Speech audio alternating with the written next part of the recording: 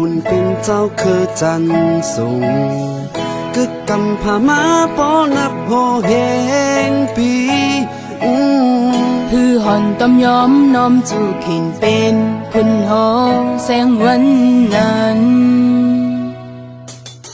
เลิศกำแรงไตเฮาคือคุณหือยอมเพิ่งเจอ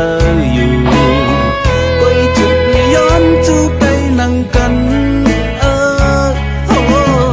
กบมาหน้าเก้ายาเฮาจังได้เป็นปืนมือยามเดียว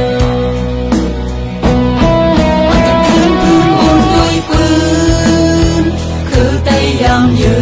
นยันถึงว่าอันนี้เติบผ่านเขาได้นางบ้านเจ้าซื้อผ่านฟ้าอย่ามีเอาว่าได้ผิดกันแต่ซื้อคือว่าเมืองปืนได้เลยคือแคมเลยในเจเขาจุกอยู่ว่าองค์คนแห่งใจ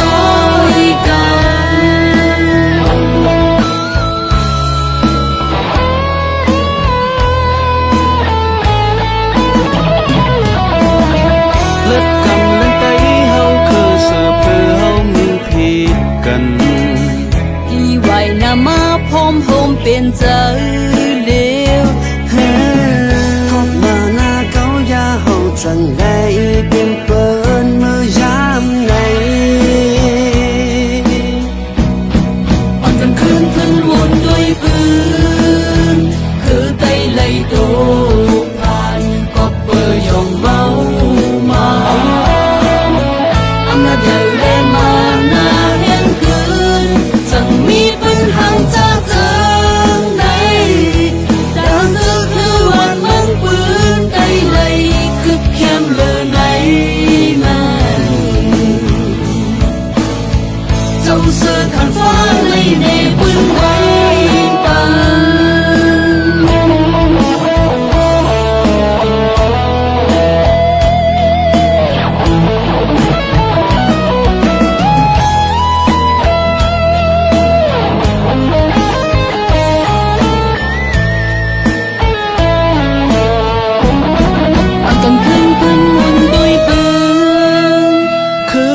ยามยื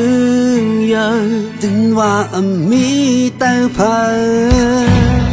เขาเป็นหนังบ้านเจ้าซื้อขานฟ้าอย่ามีเอาว่าได้ผิดกันแต่ซื้อคือว่าเมืองปืนได้เลยคือแคมเลยในเจเขาจุกอยู่ว่าองค์คนแห่งซอยกัน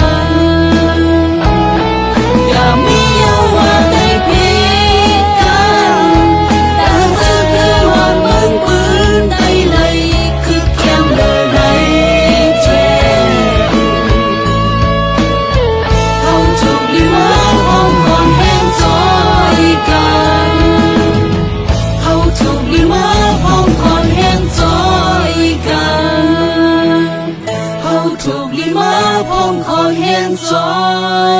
ย